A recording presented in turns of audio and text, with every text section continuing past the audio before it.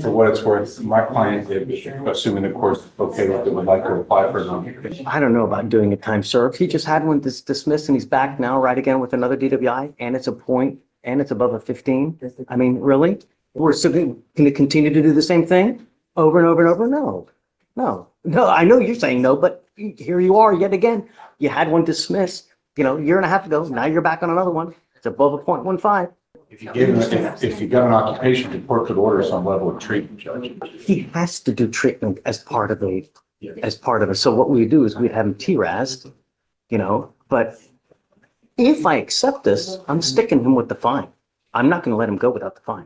Would you impose a fine on the probation? No, talk to him. It's 4,500 as well, too. No, I'm sorry, 6,000. I need you to understand that in life, right, we're not going to continue to hope and pray that something bad doesn't happen. We sometimes have to take proactive measures to ensure.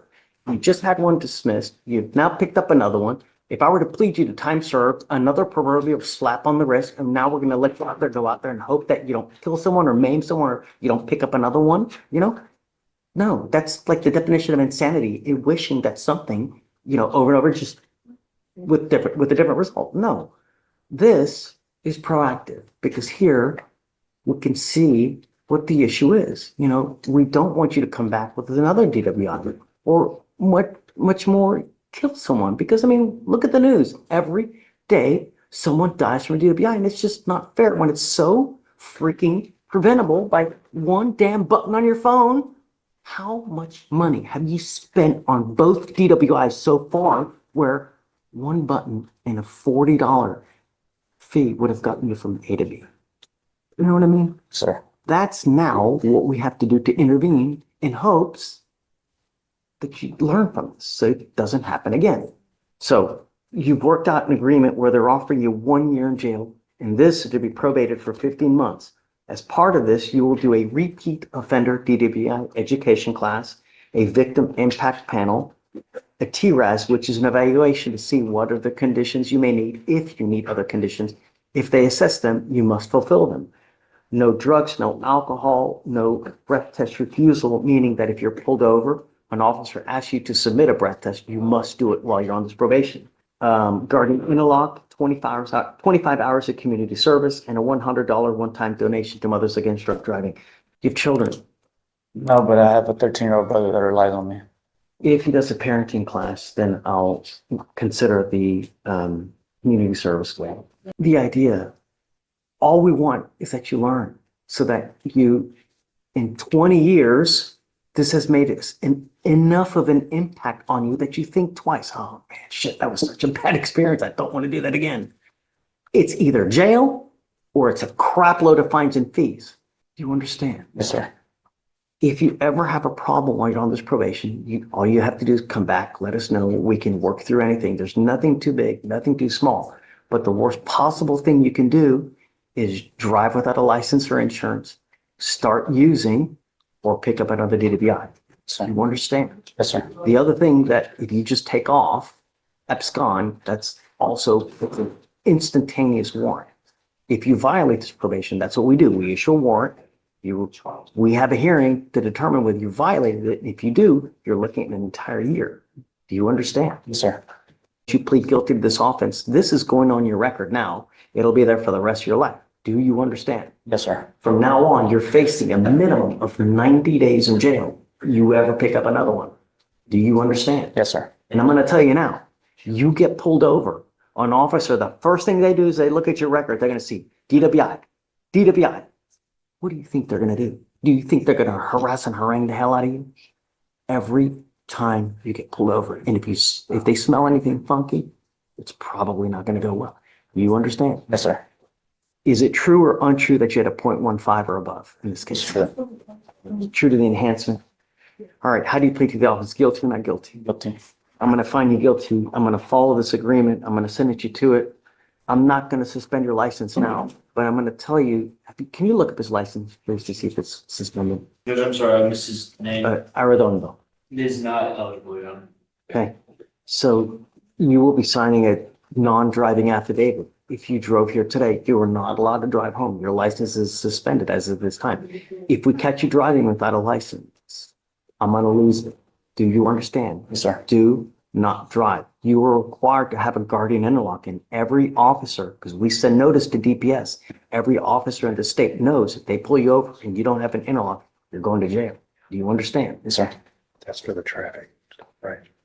That's why it's ineligible, right? So I traffic. think, believe so. I took care of those yesterday. So.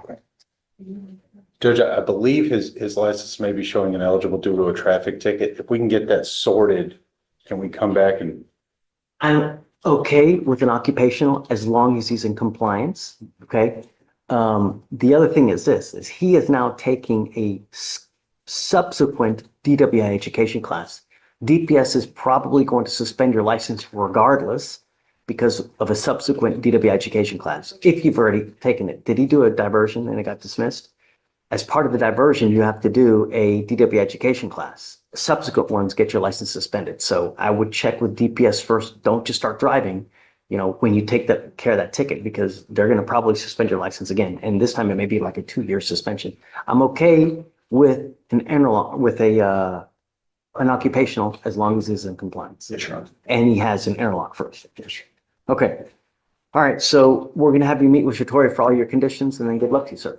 Thanks, sir. Thank you.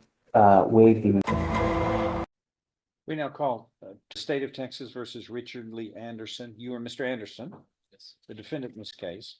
In summary, Mr. Anderson, this indictment alleges that on or about October 2nd, 2018, in Jefferson County, Texas, you committed the first-degree felony of aggravated sexual assault of a child younger than 14 years of age. Do you understand what you were charged with? You have to speak out so she can hear you, sir. Thanks. Yes, sir. If convicted, you face a term of life imprisonment or any term of not more than 99 years or less than 5 years in prison. In addition, a fine may be assessed not to exceed $10,000. Do you understand the punishment range that is applicable for a first-degree felon? Yes, sir. An agreement's been reached between the parties. You would be pleading guilty and found. No contest. I'm sorry. All right, you would be pleading no contest. There would be an opportunity for the state to present supplemental information into the record to support your plea of no contest. But if there is evidence supporting a no contest plea, that can be enough to find you guilty beyond a reasonable doubt of this offense. Do you understand? Can you say that one more time, please? Pleading no contest does not absolve you of being responsible and found guilty. Do you understand? It is up to the state to then present evidence. You don't have to plead guilty. You can plead no contest, but then it's up to them to present additional evidence to support your plea of no contest. And it's their obligation to meet the threshold for the court to find you guilty beyond a reasonable doubt forward based upon an agreement that's been reached by the parties.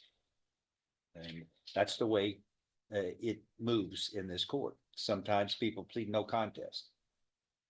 The state still has the obligation to present evidence. An agreement's been reached where you would be sentenced to 10 years in prison, 20 under Article 27.02 of the Texas Code of Criminal Procedure.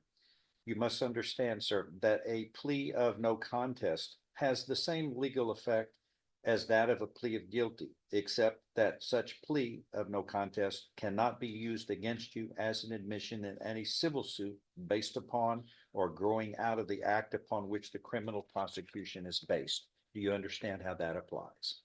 Sir. I intend to follow this agreement. You will be giving up all rights of appeal. Do you understand? I now find you guilty beyond a reasonable doubt of this first-degree felony of aggravated sexual assault of a child. I am following this agreement.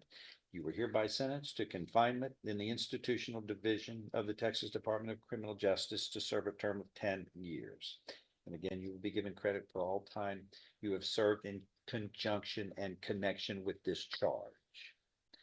Now, there is sex offender registration. It's been sent to you, Judge, on the And, tablet. and it states that you understand you have a reportable conviction or adjudication, or you are otherwise required to register in the sex offender registration program because you have been found guilty under, anything else to add from the defense? No. All right, then the defendant is taken into custody. What will happen is we'll bring the jury in, tell them what has occurred and release them. All right, thank you. Morning, Mr. Hissa. So you're charged with failure to stop and give information, which is leaving the scene of an accident without exchanging information. You're facing up to 6 months in jail and or a $2,000 fine. We're going to do probable cause. On March 26, 2025, in Harris County, Texas, an officer was dispatched to a vehicle accident. The complaining witness stated he was driving when he noticed the defendant was tailgating him in his truck. The complaining witness stated he brake checked the truck. The complaining witness stated he attempted to change lanes to let the defendant through. The complaining witness stated the truck went around him, got on the median, and then collided with the complaining witness's vehicle on the side. The complaining witness stated the defendant pulled ahead of him and turned to leave the scene. The complaining witness stated he followed the defendant and got in front of his truck to prevent him from leaving. The complaining witness and the defendant exited their vehicles. The complaining witness stated the defendant came up to his face and was yelling that the defendant was trying to find a good place to stop. The complaining witness stated the defendant got in his motor vehicle and left without providing his driver's license or insurance. The complaining witness stated he did not want to press charges. The complaining witness estimated damages to be $500. An officer ran the plate provided by the complaining witness. There was a driver's license attached to the plate. The officers ran the attached driver's license and got a return photo, and the complaining witness ID'd the defendant by this driver's license photo that the officer showed him. Mr. Hitsa, I'm going to find that there's sufficient probable cause to go forward with your case. Do you mind running his license, please? Yes, Your The city Honor. has a valid license. You are not allowed to drive unless you have a valid Texas driver license and liability insurance in your name. If I find that you drive without either, or if you pick up a new case, I will revoke your bond, put you in jail. No more PR bonds. Do you understand? Do you have the ability to hire a lawyer? I think so. Yes, Okay. yes. We'll give you time. If you have any problems, just come back and talk, and then we can go further. If you need an appointed lawyer or anything, we can always have you fill out an application. And after that, you're free to go. All right? Thanks. If you are new to my channel, please subscribe as I edit these cases and remove all of the mundane, boring, repetitive stuff. And I even remove the silences, so you get only the juicy bits, which I think are always the best bits. Are looking for another episode that has all the boring stuff cut out and gives you just the good stuff, then here a couple that may interest you. Enjoy.